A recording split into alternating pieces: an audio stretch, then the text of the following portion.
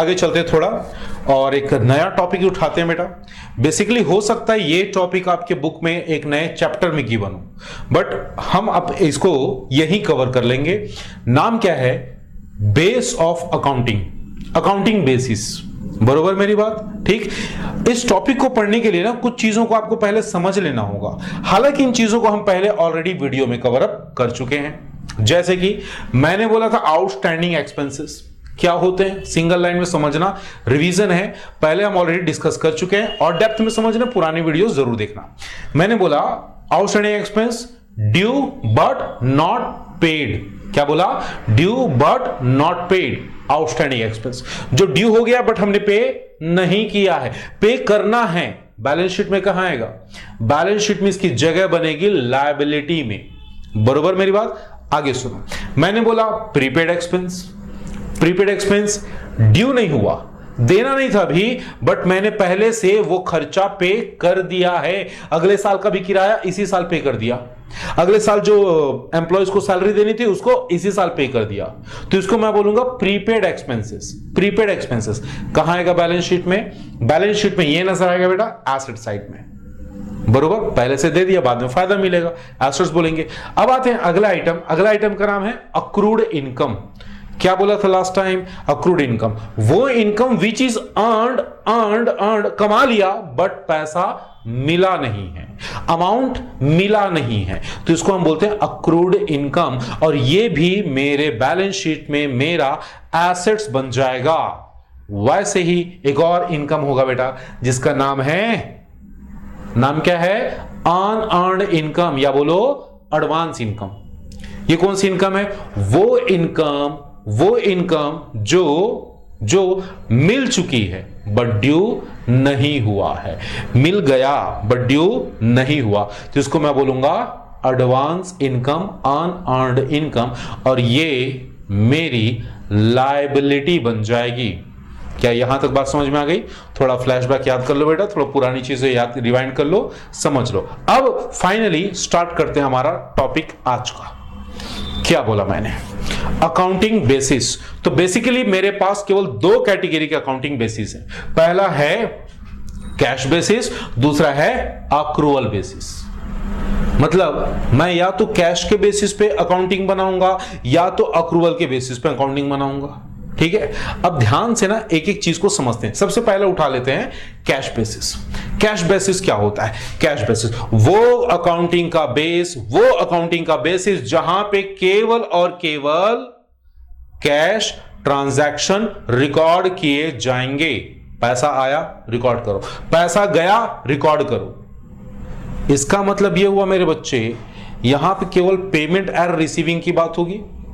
ठीक, इसका मतलब एक और ये भी हो गया, कोई आउटस्टैंडिंग, प्रीपेड, अक्रूड, अनअर्न्ड की बातें नहीं होंगी। These are adjustments. तो ये एडजस्टमेंट नहीं करने, आपको एकदम से देहाती जैसा काम करना है। पैसा आया, रिकॉर्ड कर लो, पैसा गया, रिकॉर्ड कर लो, और दोनों का टोटल निकाल लो। दोनों का टोटल करके डिफरेंस निकाल लो। अगर पैसा ज्यादा मिल गया, प्रॉफिट हो गया, पैसा कम मिला है, पैसा ज्यादा गया है, तो लॉस हो गया। ये एकदम सिंपल है। बात समझ में आ गई? बोलो हाँ या ना बेटा। अच्छा, ये कौन सा ऑर्गेनाइजेशन करते होंगे? जिनका मेन काम, जिनका मेन बिजनेस कैश में कंप्लीट होता है। जैसे आप अपना स्कूल का एग्जांपल ले सकते हो, गवर्नमेंट के ऑर्गेनाइजेशन ले सकते हो जहां पे उधारी नहीं चलता, स्कूल में भी उधारी नहीं चलता, और एनपीओ, नॉन प्रॉफिट ऑर्गेनाइजेशन ले सकते हो, क्लब्स होते हैं, इंस्टीट्यूशंस होते हैं, आपका कोचिंग सेंटर ले सकते हो, वहां भी मेनली कैश में ही काम होता है, सारी चीजें कैश में ही काम होती है ना बेटा। तो ऐसे ऑर्गेनाइजेशन में cash basis of accounting follow किया जाता है। बात समझ में आ गई? थोड़ा डेप्थ में और समझे। इसके ना एडवांटेज पढ़ते हैं। सबसे पहला एडवांटेज क्या है? सिंपल है, जाहिर सी बात है, सिंपल है। पैसा आया, रिकॉर्ड करो, पैसा गया, रिकॉर्ड करो, दोनों का टोटल कर लो, बैलेंस निकाल लो, बैलेंस आएगा वो आपका प्रॉफिट या लॉस रहेगा।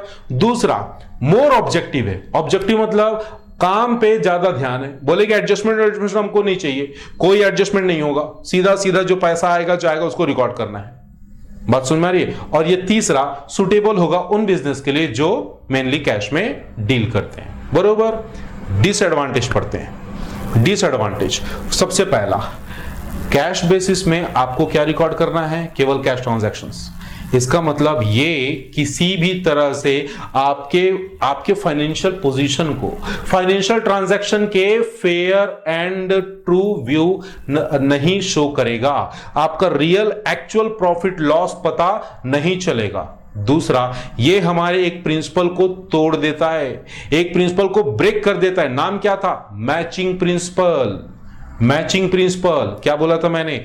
वो प्रिंसिपल जिसमें आपको पर्टिकुलर पीरियड का रेवेन्यू एंड उसी पर्टिकुलर पीरियड के एक्सपेंसेस को काउंट करने हैं, वेदर इट इज पेड और नॉट। तो बेटा यहां मैचिंग प्रिंसिपल कहां फॉलो हुआ? आप तो कैश को ही बस रिकॉर्ड कर रहे हो। बात समझ में आ रही है? तो यहां पे मैचिंग प्रिंसिपल फॉलो नहीं किया जाएगा। बरोबर। एक और बहुत बुरी बात, बहुत अजीब सी बात, कोई भी कैपिटल आइटम और रेवेन्यू आइटम में फर्क नहीं होगा। पैसा आएगा कहीं से भी आए, रिकॉर्ड कर लो। एसेट्स बेचा, गुड्स बेचा, सारे पैसे रिकॉर्ड कर लो। लायबिलिटी पे किया, उधारी में कोई चीज खरीदा, ये सारी चीजें, तो आपको जो भी पैसे पे करने उसको रिकॉर्ड कर लो।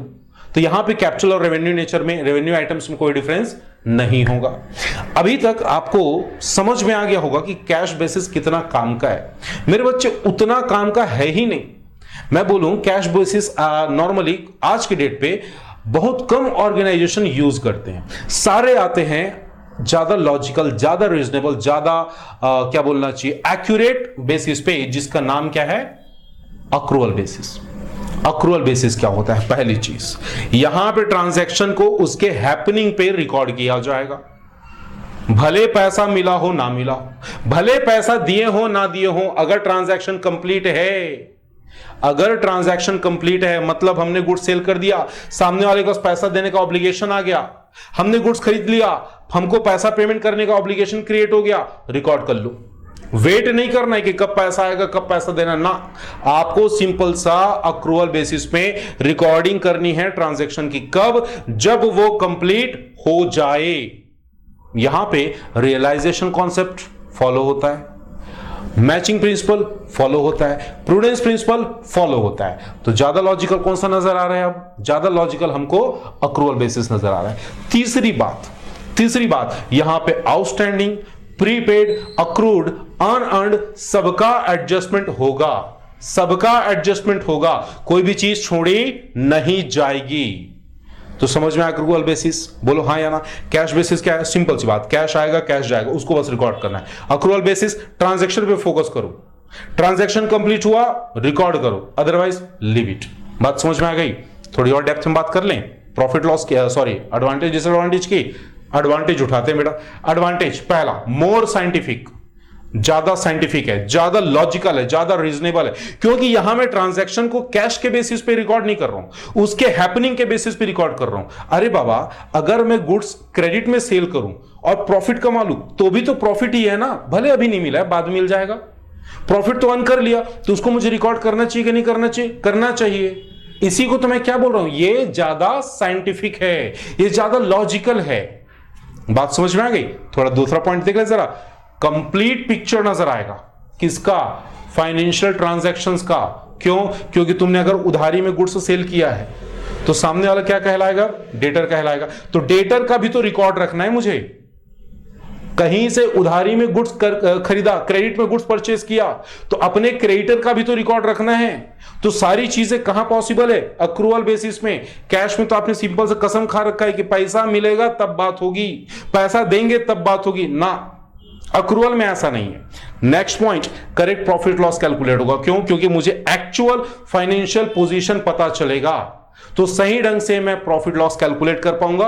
और ये जो तरीका है, ये जो बेसिस है बेटा, ये सारे बिजनेस ऑर्गेनाइजेशन के लिए अप्लीकेबल है, सारे बिजनेस ऑर्गेनाइजेशन के लिए अलाउड है। एक बात, मेरी बात को ना ध्यान से समझना, कैश बेसिस में केवल कैश ट्रांजैक्शन रिकॉर्ड किए जाएंगे, अक्रूअल बेसिस में केवल क्रेडिट ट्रांजैक्शन ना। यही गलती नहीं करना है आपको। यहां पे cash and credit both transactions record होंगे। तो ज्यादा बड़ा, ज्यादा वाइड, ज्यादा लॉजिकल कौन सा नजर आ रहा है? Accrual basis.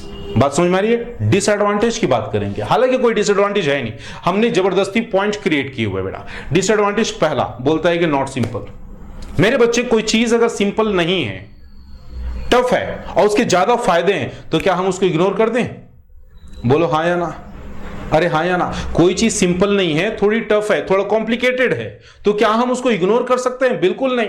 Cash basis simple है लेकिन एक्चुअल प्रॉफिट लॉस नजर नहीं आएगा, कर लो रिकॉर्ड। मैं बोल रहा हूं एक्रूअल बेसिस थोड़ा टफ है, थोड़ा कॉम्प्लेक्स है, उससे एक्चुअल प्रॉफिट लॉस पता चलेगा, तो मुझे क्या करना चाहिए?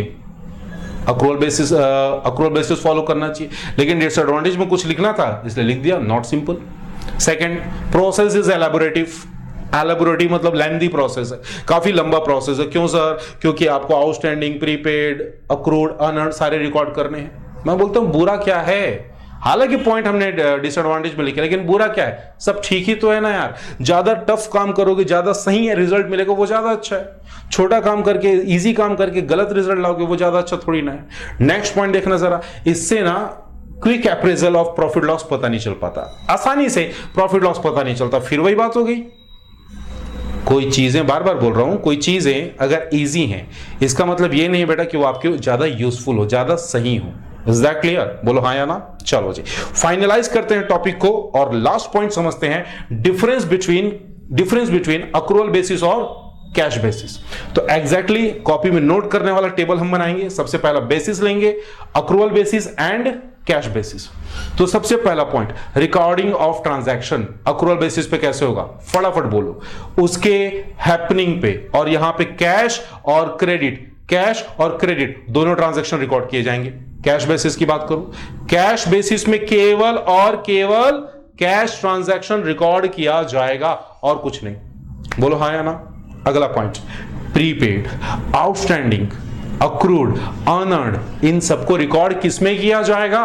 अक्रूअल में कि कैश बेसिस में? अक्रूअल बेसिस पे। कैश बेसिस में बिल्कुल नहीं। नेक्स्ट बेटा, प्रॉफिट लॉस किसमें ज्यादा सही कैलकुलेट होगा?